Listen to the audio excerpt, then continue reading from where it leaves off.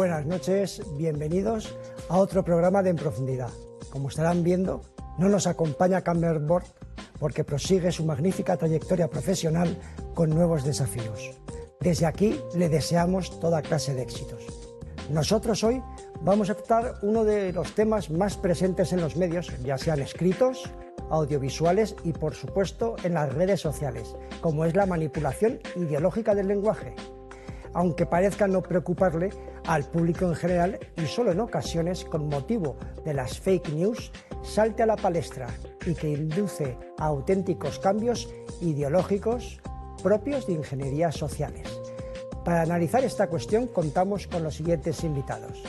Primero presentaremos a Gloria Casanovas, profesora de la Universidad Católica de Valencia. Buenas noches. Buenas noches.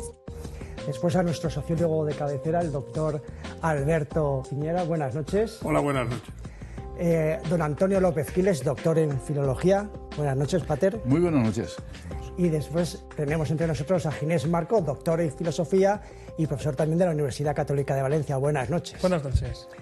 Bueno, ya hemos hablado que esta noche vamos a hablar de la manipulación del lenguaje y en el plano, finalmente lo concretaremos en el plano ideológico. Pero claro, primero tendremos que hablar con ustedes de la importancia del lenguaje, el lenguaje como forma de comunicación entre humanos. Y qué mejor que un filólogo para hablar de estas cuestiones.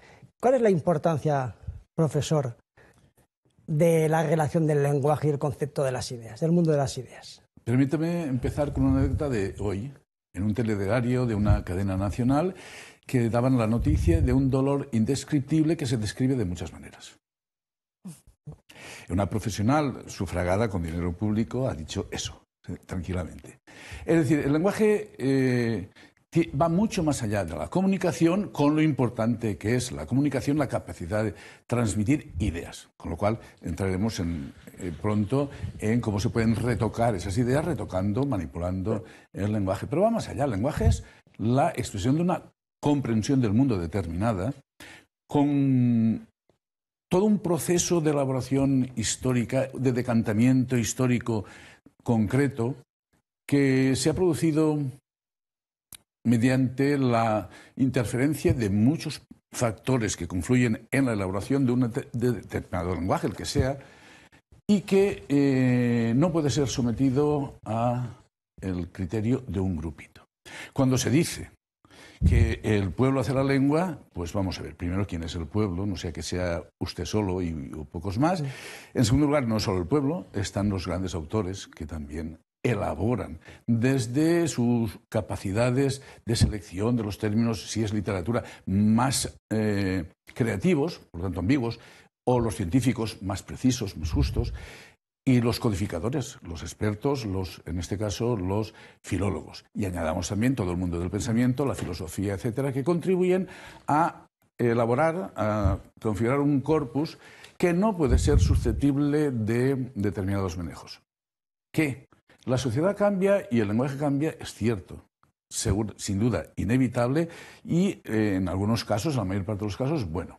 Pero ese cambio no puede ser a golpes, no puede ser violentando los procesos de decantación que, como he anticipado, pues, son históricos, son multitudinarios, confluyen muchos elementos y, por lo tanto, hay que ir con mucha calma. Muy bien. El profesor López ha hablado de esos procesos históricos y yo quería preguntarle al profesor Marco, en esa evolución histórica del lenguaje, cuando surge, cuando se hace escrito, que es cuando empieza la historia, esas interferencias entre el lenguaje y el mundo de las ideas, la filosofía, ¿cuál ha sido un poco el proceso histórico? Pues hasta nuestros días? Una pregunta especialmente relevante, la que me plantea, y yo quería sacar a colación algunas citas que he traído para este programa.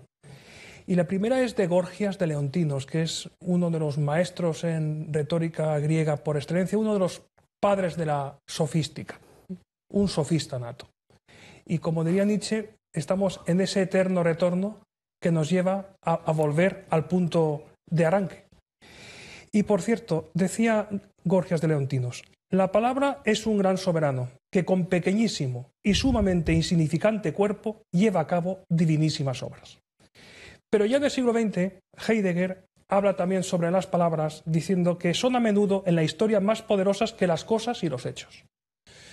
Pues a mí estas frases me dan mucho que pensar, porque nos encontramos, a mi modo de ver, en una neosofística, de tal forma que lo importante es tener yo razón, llevarme por delante a quien no piense como yo, estigmatizar a quien considero que es irrelevante o que es fascista pura y llanamente, y por tanto se puede hacer mucho daño, se puede estigmatizar, se puede acosar incluso desde el lenguaje, y creo que es un tema que hemos de replantearnos todos, porque podemos hacer mucho bien, pero también mucho daño, dependiendo de cómo lo usemos.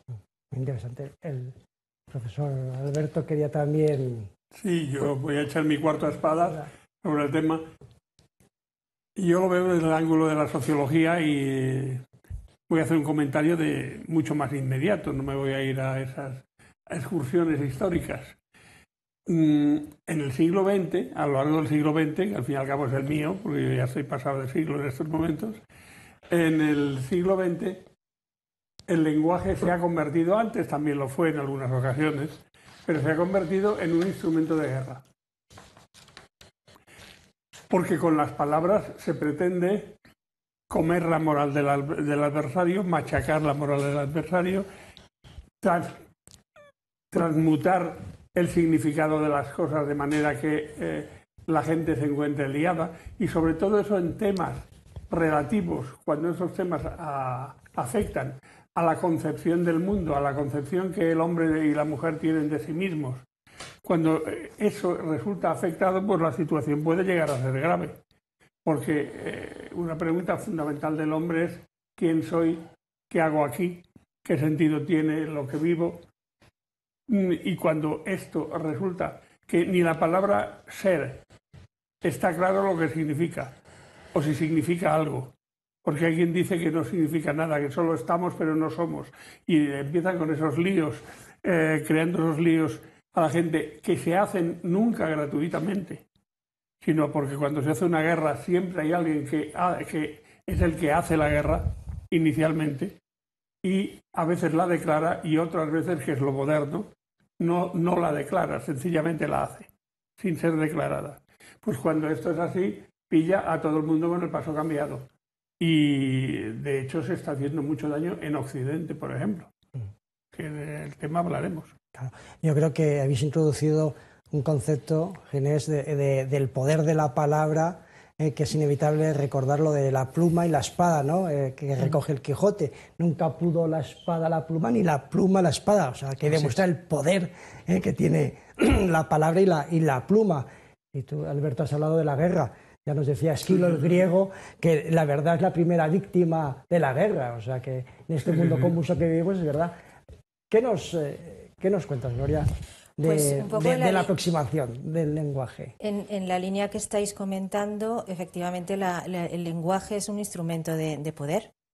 Es una de sus funciones, no es la única, pero desde luego cuando se la utiliza el lenguaje como instrumento de poder es muy eficaz. Y por lo que estáis comentando, vamos, de hecho, de lo último que yo he conocido en este sentido es, por ejemplo, la palabra sororidad. No sé si habéis oído hablar de ella. Bueno, pues la palabra sororidad es precisamente un término que se ha inventado, digamos, disruptivamente, es decir, de golpe, para significar algo que va en función del empoderamiento de la mujer, ¿no? Entonces, la palabra sororidad viene de sor, hermandad, pero entre mujeres, exclusivamente entre mujeres. No nos sirve cofradía, porque viene de fratello, ¿no? Tiene que ser exclusivamente femenino. Y esto, pues que hasta ahora no nos lo habíamos planteado, ha tenido que venir toda una ideología, un movimiento de empoderamiento de la mujer para que aparezca una palabra nueva como instrumento de fuerza de ese movimiento. Y entonces, efectivamente, pues a veces puede tener una significación, digamos, realista, más allá de la ideología que la alumbra, pero otras veces suelen ser bastante huecas, ¿no? Y en ese sentido, pues bueno, es que es lo que has comenzado diciendo. Es importantísimo el lenguaje, porque ya sea como instrumento de poder, como descripción de la realidad, como siempre es como muy eficaz, ¿no? Profesor López, ¿hay muchas interferencias entre el poder y la filología? ¿Notan ahí una presión en el campo filológico diciendo, no, los poderosos es que nos utilizan? Los primeros en inventar un instrumento de poder para controlar la filología fueron los franceses, con la Académie francés, a la cual imitó luego un monarca de extracción francesa, español, Carlos III, con la Real Academia, con el deseo, naturalmente, de, sí, limpiar, brillar y dar esplendor, etcétera, pero también con el deseo de ejercer un control sobre los destinatarios, los usuarios del lenguaje. En aquel tiempo, la capacidad de influencia era sobre los que tenían más capacidad lectora. Es decir, no todo el pueblo en el siglo XVIII tenía acceso a los libros, a la lectura, y por lo tanto el lenguaje afectaba, o la modificación del lenguaje afectaba en primer lugar a las capas lectoras, intelectuales de la sociedad, pero esos generan lenguaje que luego llega. Y llega de una manera poderosa. Vamos a ver, la Revolución Francesa, la misma Revolución Francesa, está llena de palabras huecas. De palabras huecas, porque no sé yo la libertad que tuvieron todos los que pasaron por la Madame, por la guillotina. En nombre de la libertad, hueca, pero llena de perverso sentido, letal, que mataban. En nombre de la libertad. Se ha hecho mucho daño, en nombre, incluso de Dios se hacen guerras santas. En nombre de la santificación, etc. Y entonces, claro que el poder busca y trabaja, en definitiva, controlar y dominar a los súbditos. Y digo súbditos todavía hoy. Alberto creo que quería hacer un comentario. Es relativo a esto. Realmente, antes ha dicho Antonio López Giles que quienes creaban el lenguaje, y se ha olvidado de unos. Los y las, sobre todo las ministras. Estas crean lenguaje a punta pala. Si no, ¿de dónde ha salido lo de miembra? ¿De dónde ha salido lo de portavoza? ¿De dónde ha salido toda esa serie de palabras o palabrajos que en este momento adornan nuestra lengua? Porque ya sabemos que los adornos pueden ser de muchas características. Hay adornos realmente terribles, ¿no? Pues estos son adornos de nuestra lengua que inventan esas personas. Yo creo que con una mezcla curiosa de fidelidad a una ideología e ignorancia supina, pero es así. Ya sabes que hay un refrán que dice, los oyentes lo saben, los televidentes lo saben, que hay un refrán que dice que la esperanza es lo último que se pierde. Pues miren, se ha descubierto recientemente que no es verdad. Oyendo a algunas de esas personas, se ha descubierto lo último que se pierde es la ignorancia. Muy bien, Alberto. El profesor López ha hablado de palabras vacías, huecas, en ese mundo de la revolución. Esas palabras huecas nos llevan, a la filosofía. Esas palabras huecas nos llevan a ideas huecas, a un concepto de etéreo de ideas huecas o cerebros vacíos a veces. Sí, sigo con mis citas ilustres porque creo que pueden ser relevantes. Decía Shakespeare que los que juegan diestramente con las palabras pronto las hacen livianas. Y hay otra cita del crítico literario Marcel Ranicki que dice que el orador de masas con éxito es impensable sin una aleación notable de demagogia.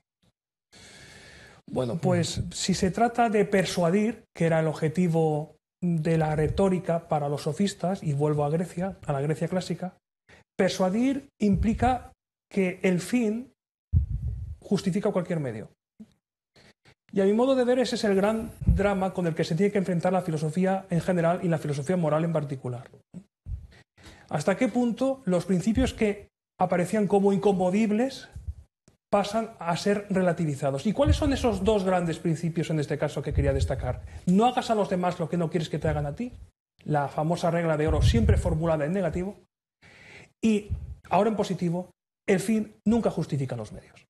Bueno, pues si transferimos estas frases al ámbito de la acción política, hoy nos encontraremos que todo vale para alcanzar el poder o para permanecer en él. Cualquier práctica queda subordinada su evaluación externa, extrínseca a la acción, a las consecuencias que de ella se extraigan. Por tanto, la mentira, pues es irrelevante. Si no se descubre, ¿qué más da? Lo importante es que se descubra, porque si se descubre y has de evitar que se descubra, pues evidentemente lo puedes pasar mal. Pero incluso, aunque se descubra, podemos darle la vuelta, que es lo que estamos contemplando en nuestro tiempo, como con una enorme facilidad se puede decir tú más, tú eres más culpable, por tanto nada que reprocharme. Claro, y hablando, Ginés, de mentiras, hay que hablar de la cita, si os parece, de Lenin. Me permitirás también hacer una cita, que es, les leo la cita de Lenin, que la conocerán todos ustedes: una mentira repetida muchas veces se convierte en una gran verdad, que es un poco lo que estabas comentando de ese todo vale, ¿no? Que ya venía un poco de Maquiavelo, ¿no? El fin justifica los Hay otra medios. frase de Lenin que es menos conocida, pero que no me resisto a manifestar, que es: en el marxismo no existe ni la más mínima ética. Claro. Esa es una frase acuñada por Lenin, que significa: la búsqueda del objetivo revolucionario no se compadece con ninguna ética limitativa. Por tanto, si la ética se convierte en una instancia que proporciona límites, la ética no es inherente al marxismo, sino todo lo contrario. Y más de 100 años de historia han demostrado que tampoco hay estética en el marxismo. Pues yo creo que teniendo, ahora estamos viendo imágenes históricas de que ahora procede, hablando de esos años, ese siglo XX, ver un vídeo de un tráiler muy interesante de una película que nos lleva a esa época tan complicada de los años 30.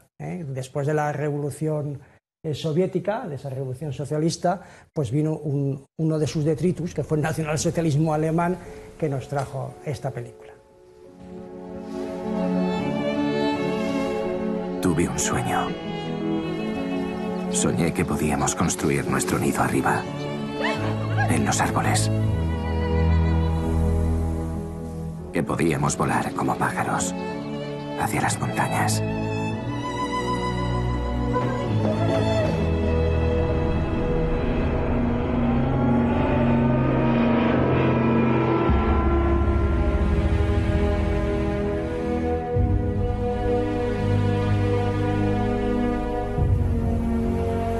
No puedo jurar lealtad a Hitler. ¿Crees que tu desafío puede cambiar cómo son las cosas? No puedo hacer lo que considero que está mal. Hay que luchar contra la maldad. ¡Ya basta! ¡Basta! ¿Qué le ha pasado a nuestro país? A la tierra que amamos. No puedes decirle que no a tu raza y a tu hogar. Eres un traidor.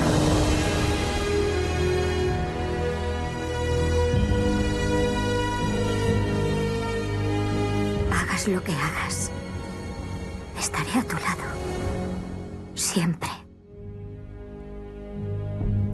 Durante la emisión del trailer estábamos comentando, Alberto y yo, lo bueno de la película, ¿no, Alberto? Que dices Sí, ¿no? Que la película, que se llama La verdad oculta, está en estos momentos en las pantallas, en los cines de estreno de España, y merece verse. Es una película que es un peliculón, y realmente lleno de contenido, lo cual no es muy habitual. Además, de una época, un momento complicado, que la verdad es que hay veces que uno, mirando hacia el pasado, se asusta porque dice de los paralelismos que tenemos, ¿no? Muchas veces. Sí, claro. Y ahí se resalta el heroísmo de una vida cotidiana, de una vida pues bastante irrelevante en el conjunto de Alemania, pero que supo plantar cara, históricamente hablando, al nazismo. Pero al nazismo no solo en las personas, sino al nazismo como idea que necesita llevarse a la práctica. Y lo más cómodo habría sido transigir, lo más cómodo habría sido firmar lo que fuese, secundar cualquier directriz porque venía de arriba y porque yo no tengo por qué entrar en lo que dicen los de arriba, pues me atengo a las consecuencias. Se practica, en muchos casos en Alemania se ha practicado la llamada falsa lealtad. Es esa lealtad absolutamente torticera que nos lleva a secundar con obediencia ciega aquello que viene de arriba porque es el poder el que lo marca. Claro, y hablando de falsa lealtad, las mentiras, no podemos olvidarnos de esa cita que de la verdad os hará libres, de Jesucristo. Yo creo que es además una declaración sobre lo que supone la libertad. ¿Qué os parece? ¿Qué te parece? No, efectivamente, precisamente el cristianismo, Benedicto XVI lo calificó como la religión de la verdad, ¿no? La religión de la inteligencia, la religión de la verdad. ¿Por qué? Pues porque Cristo es la verdad. Y él mismo dijo, la verdad os hará libres, ¿no? Entonces, ¿por qué hace libres la verdad? Porque sencillamente la verdad invita a ser reconocida. La ideología impone. La ideología no habla a la inteligencia de las personas. La ideología habla, acota el espacio de las personas, las quiere dominar y no les quiere. Como decía Ginés, quiere lealtades, ¿no? Quiere lealtades y nada más. Quiere lealtades ciegas y lealtades temerosas. Son lealtades que en el fondo son sumisiones, son súbditos, ¿no? Como decía. No trata a la persona como un ciudadano libre, no la trata como una persona libre, sino que no apela a su libertad, apela a su miedo, apela a sus necesidades más básicas, que más normal, a propósito de la película, ¿no? Que más normal que querer llevar una vida tranquila, que poder sobrellevar tu matrimonio, tu familia. Y muchas veces la verdad pide incluso sacrificar lo más sagrado de la vida, ¿no? Y entonces, ¿por qué? Pues porque hay cosas por las que vale la pena vivir y morir. Las cosas por las que vale la pena vivir son aquellas precisamente por las que vale la pena morir. Y eso es lo propio de la verdad, porque la verdad no es una cosa conceptual, es una cosa de amor. En realidad, por eso el cristianismo es también una religión del amor, porque es una verdad que es persona. Y a las personas solamente se las reconoce en su verdad cuando se las ama y se las acepta. Perfecto. Alberto, ¿qué querías comentar? A consecuencia de lo que está diciendo Gloria, quería añadir una cosa, que además el mensaje que doy con esto va dedicado, o sea, lo digo para que se preparen los oyentes, los televidentes, va dirigido a aquellas personas que pueden pensar que es tan importante la verdad religiosa, no para morir por ella, sino para matar por ella.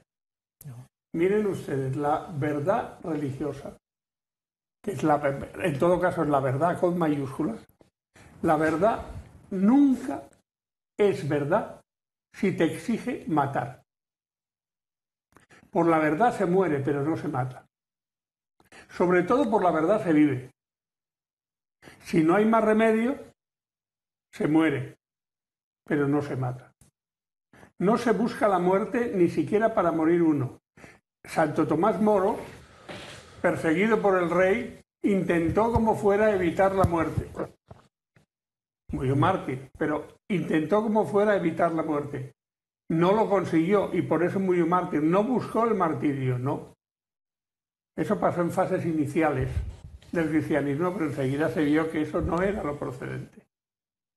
Y como consecuencia de esto, se vio que el morir es solamente cuando no hay más remedio, cuando es consecuencia de una imposición que padeces. Ofreces tu vida, y la ofreces finalmente. De lo que se trata en cualquier religión que aspire a ser la que verdaderamente llena al hombre, de lo que se debe tratar es de que la religión sea para vivir, y para vivir mejor y para hacer vivir mejor a todos, a los semejantes, a todos. Y si no, esa religión debe ser puesta en cuarentena. El profesor Quiles quería hacer un comentario. Después de las contundentes palabras del doctor Piñero, uno se queda ya como bastante aplastado. Pero en cualquier caso, la reflexión de la frase evangélica, la verdad os hará libres, me estaba llevando aquí ahora a conclusiones un poco terribles. Porque en primer lugar me preguntaba cuánta gente hoy busca la verdad. Quizá en ámbitos religiosos todavía haya camino, y, he asociado verdad y camino, por tanto, Jesús, que haya camino de búsqueda de la verdad. Pero en la sociedad no encuentro que la verdad sea un objetivo a perseguir y a conseguir. Y si la verdad es la que nos hace libres y no la buscamos, en una sociedad que se deshace la boca hablando de libertad, me pregunto la entidad, la densidad de la libertad que podemos vivir o de la cual estamos privados. Muy interesante, profesor López. Nos hacemos un pequeño corte para la publicidad, pero enseguida de nuevo estamos con ustedes. Muchas gracias.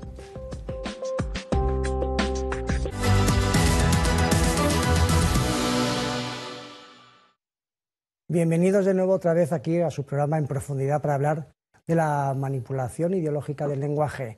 Antes de proseguir con la conversación que estamos teniendo muy interesante esta noche, vamos a oír unas palabras del Santo Padre hablando sobre la comunicación.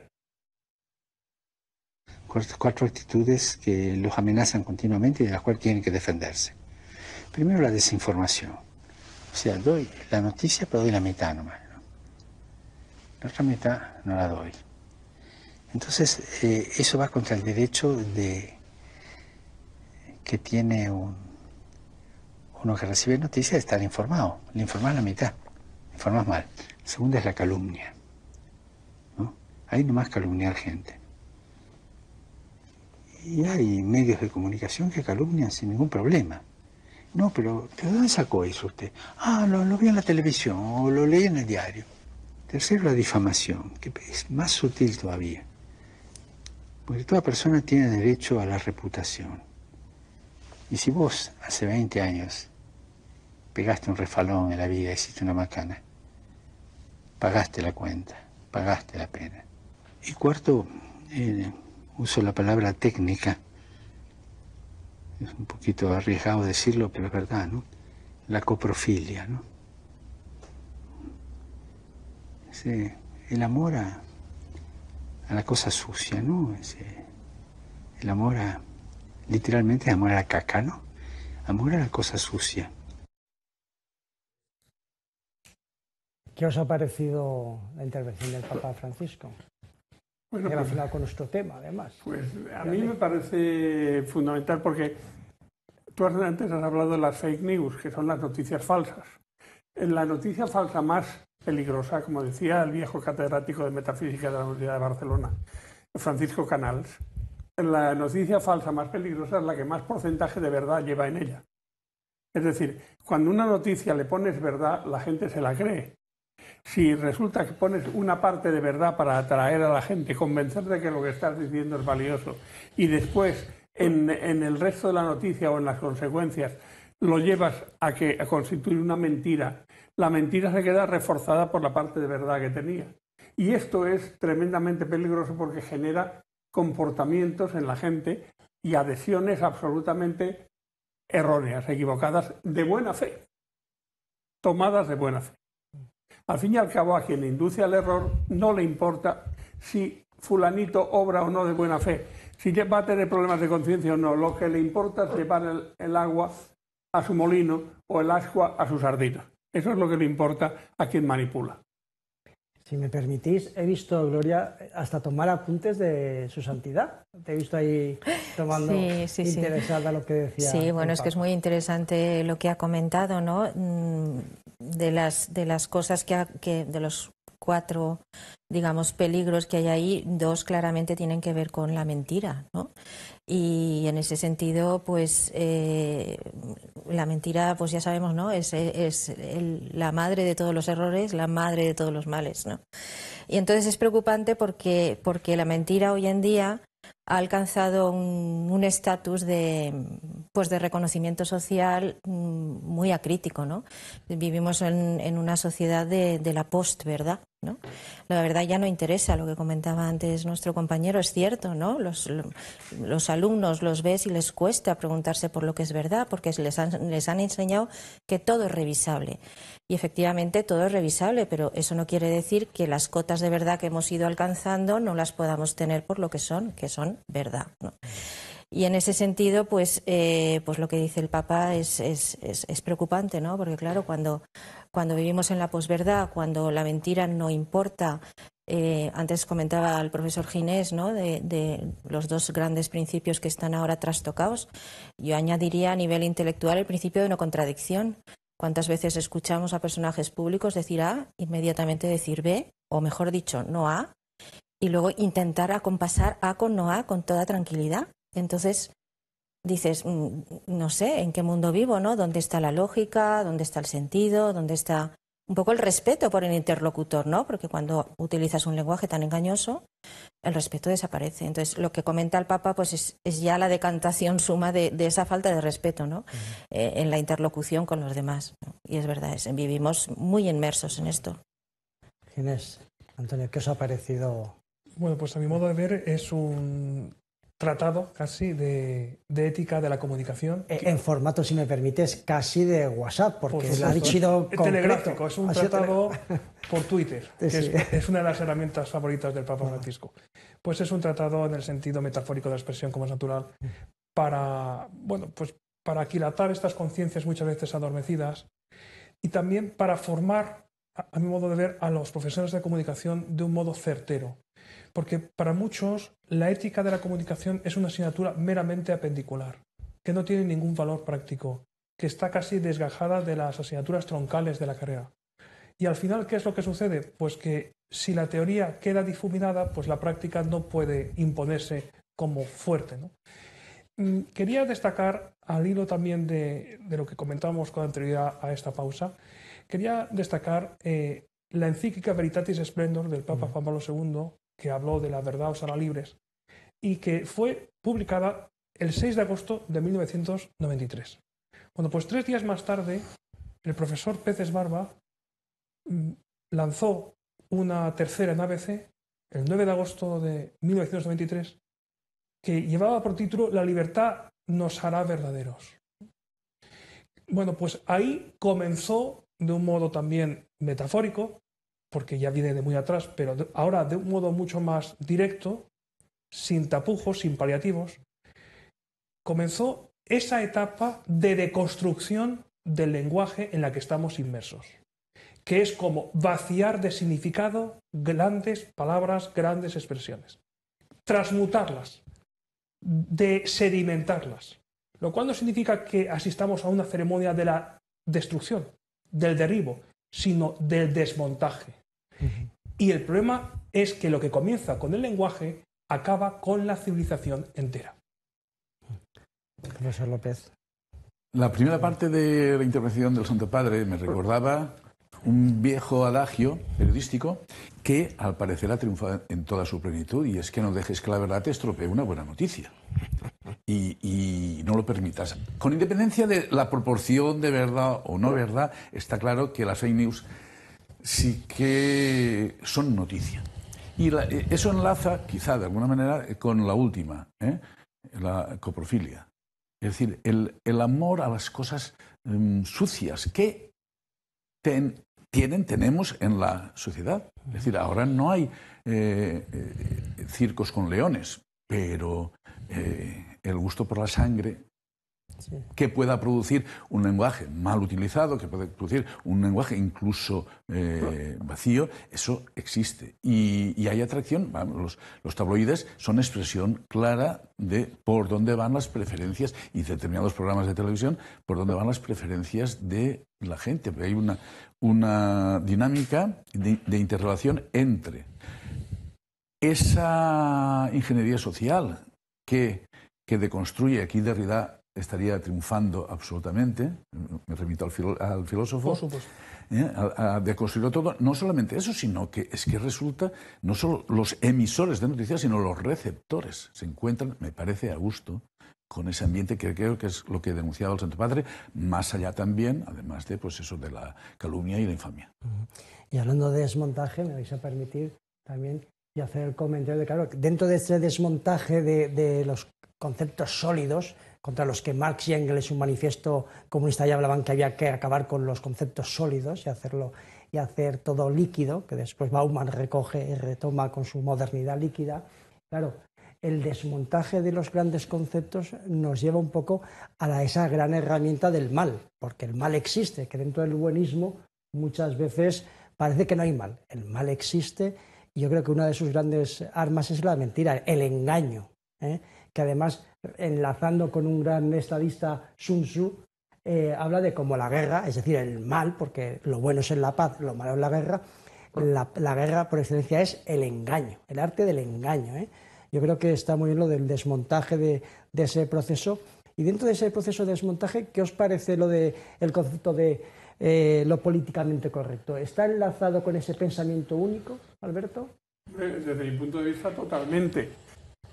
De tal manera que quien se sale de lo que hoy en día llamamos políticamente correcto, lenguaje o contenidos políticamente correctos, quien se sale de esto automáticamente es insultado, sin más. Si me permites, Tomás, punto 11º de Goebbels, principio de la unanimidad, ¿no? Sí. Nadie se puede salir. Nadie se puede salir. De hecho, nos pasa a todos. Todos, cuando tenemos que decir algo en voz alta, hoy en día, andamos con mucho cuidado de que se oiga. Porque algo me refiero en cuanto a ideas. Porque muchas veces está sucediendo ya, que dentro de las propias familias de esto no se habla. Yo tengo amigos que en sus casas han tenido que decir: en mi casa no se habla de política, en mi casa no se habla, pero hoy en día ya no basta la política. Hoy en día en mi casa tampoco se habla de sexo, ni se habla de creencias, ni se habla de religión. ¿Y entonces de qué hablas? De fútbol. Es decir, o el fútbol está puesto para esto, o está siendo utilizado para eso, para que no se hable de otras cosas. Es decir, realmente es tremendo. Mira, lo que decías tú es la deconstrucción de los grandes conceptos. Por ejemplo, yo tengo aquí un listado de conceptos. Por ejemplo, en cuanto al ser de la persona. El concepto de lo que es el propio hombre. Es algo de lo que no interesa. Cuando se habla del sexo, el sexo ya no existe. O mejor dicho, no es que no exista, es que es irrelevante. Se le quita cualquier valor. Un hombre no es hombre y una mujer no es mujer porque tenga un sexo o tenga el otro sexo. Un hombre ha de ser hombre o ha de ser mujer porque lo elige, porque lo desea. Y entonces esto es, de verdad, un atropello al sentido común, un atropello a los conceptos básicos de lo que es el hombre, y además normalmente se basa en grandes mentiras. Me preguntaba una vez, entrevistándome con una persona excelentísima, una grandísima persona me demostró ser, con el que no tuve mucho tiempo contacto con él, pero fue un contacto excelente, que tenía un problema con un hijo con tendencia a transexualidad, o hija, con tendencia a transexualidad. Y entonces me preguntaba: ¿qué opinas tú de los tratamientos médicos de cambio de sexo y de las operaciones de cambio de sexo? Y me lo preguntó a bote pronto. Yo me había enterado en aquel momento de que él tenía ese problema. Y le contesté con toda sinceridad, porque si no contestas con sinceridad no eres amigo de quien sea. Le contesté con toda sinceridad que es una estafa. Y el hombre se quedó absolutamente perplejo con mi respuesta. Porque claro, al parecer, según me enteré luego por él mismo, su hijo ya estaba empezando a ser tratado, o no a ser tratado, pero sí a ir a un determinado centro hospitalario donde se practican este tipo de actividades o operaciones. Y dijo: ¿y por qué? Y pues por una razón muy sencilla. Porque, aunque sea mediante una operación, supongamos a un niño se le hace una operación, es castrado, porque se le implanta una vagina artificial, sea por trasplante o sea por modificación de sus propios tejidos. Es decir, bien, perfecto, todo fenomenal, ¿verdad? ¿Y es una mujer? No. Tenemos billones de células, según dicen los que entienden de esto. En todos sus billones de células, habrá en todos un cromosoma X y un cromosoma Y. Es decir, será un varón, no será una mujer. Será un macho de la especie, no será una hembra de la especie. Y por tanto, el hecho de que haya unas características morfológicas aparentes o reales, pero que hayan sido modificadas, no modifica en nada su sexo. Su sexo es el que tiene desde que nació, mejor dicho, desde que fue concebido, no desde que nació, porque somos desde que fuimos concebidos. Entonces, claro, el hombre se quedó un tanto desbaratado con lo que yo le dije, y supongo que le resultó difícil perdonarme que fuera sincero, pero es la única manera de ayudar. Porque creo, sinceramente, que quien hace esas cosas y dice que con eso cambia el sexo de una persona, está mintiendo. Es una fake news lo que está dando, porque está dando solo una parte de la verdad. Lo que está haciendo es un cambio en la genitalidad de esa persona, en los genitales. Pero no está cambiando el sexo porque eso es imposible. No se puede cambiar el sexo. Y además está cometiendo un desafuero, a mi modo de ver, porque luego sucede, porque es verdad que sucede, está llena la literatura científica de estos casos, sucede con gente que después, cuando tienen 20 años o 21 años o 22 años, se echan para atrás y piensan qué barbaridad. Pero a mí, yo realmente lo que tendría que ser es lo que fui desde un principio, lo que era desde un principio, y entonces esto ya no solo es muy difícilmente reversible, y hay cosas que no son reversibles, sino que además, encima, hay leyes en nuestro país que dicen que las terapias de reversión están prohibidas, lo cual denota una mentalidad absolutamente perversa en quien ideó esa condición que hoy en día figura en las leyes. Y lo digo aquí con toda tranquilidad. ¿Qué pensáis de esas interferencias entre el lenguaje jurídico y pensamiento único de hoy en día, de lo políticamente correcto? Pues cuento una anécdota, si me permites. Sí, claro. En una conferencia en Nueva York, que tuve oportunidad de pronunciar hace 2 años, pues hablaba de la ética aristotélica.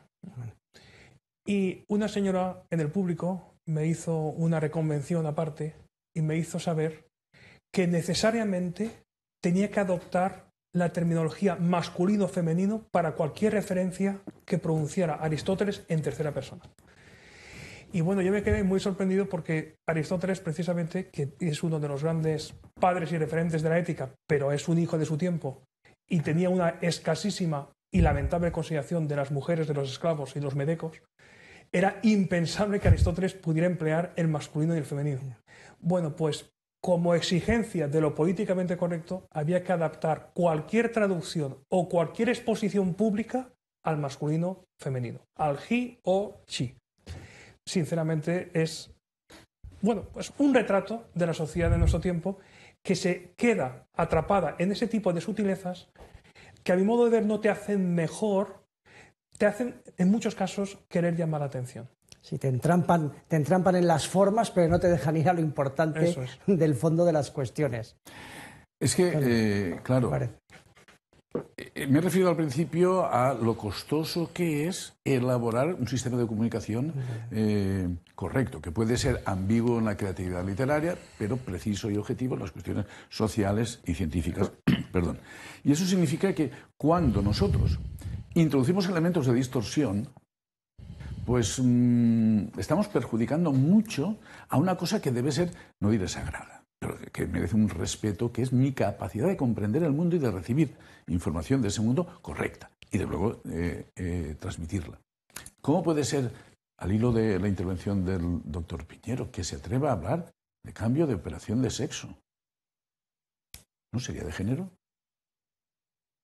Puestos, y nos metemos ya en harina, no sería cambio de género, porque efectivamente el sexo permanece, pero a nadie se le ha ocurrido, y eso en mi clase algunas veces, casi siempre al principio, pues salía, ¿no? Es decir, ¿qué significa violencia de género?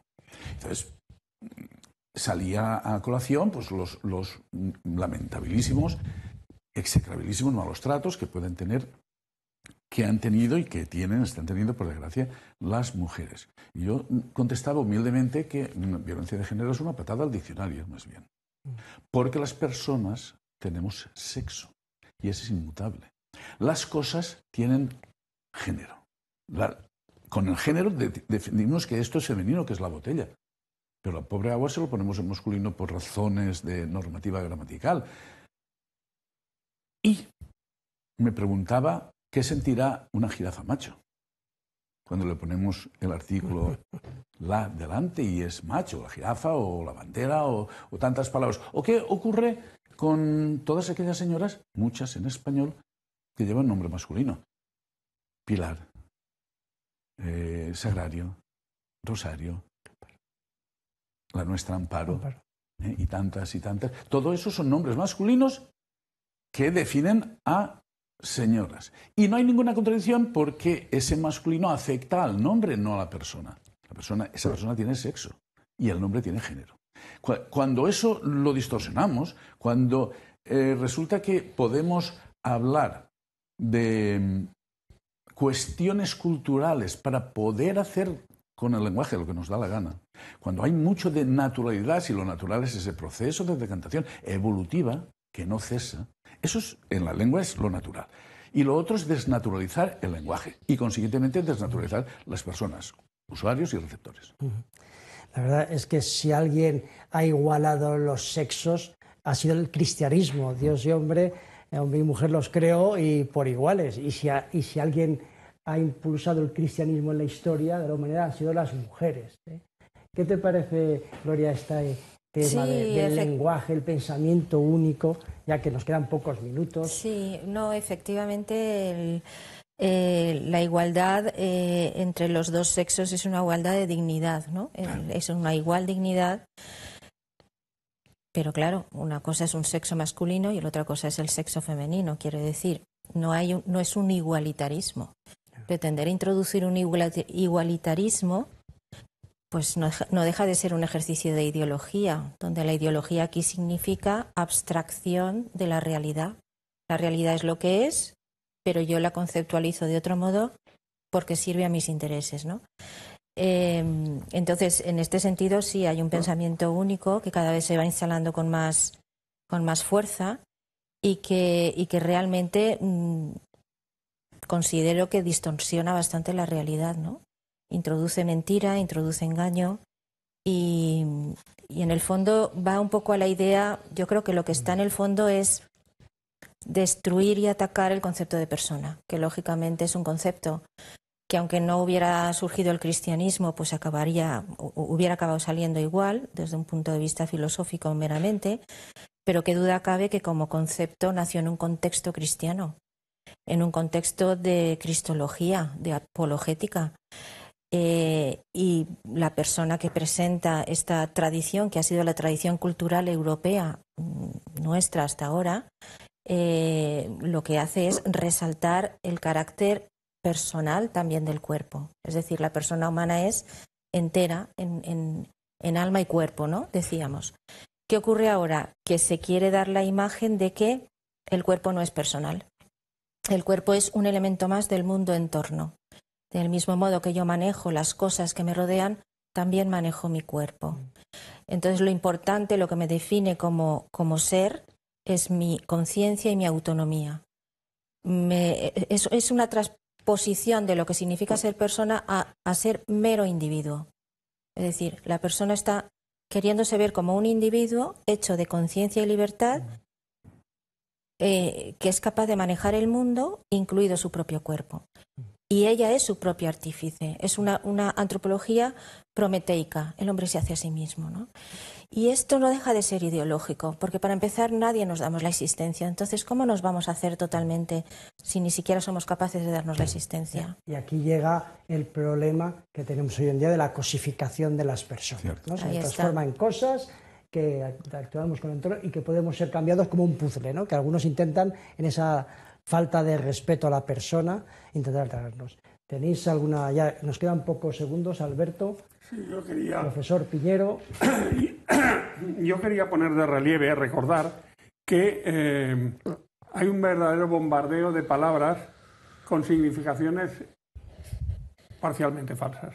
Por ejemplo, la más importante de todas, progresismo. ¿Por qué digo la más importante? Porque quienes obran, como estamos diciendo, se llaman a sí mismos progresistas. Bueno, pues lo que llaman progresismo no va al progreso, o si va hacia el progreso, es el progreso de aquel que estaba con sus tropas en una llanura inmensa y les dijo: adelante muchachos, la victoria es nuestra, todos adelante corriendo, lanzados. Y delante lo que había era un barranco, un precipicio. Es decir, avanzaban, pero ¿hacia dónde? Hacia la muerte. El progreso es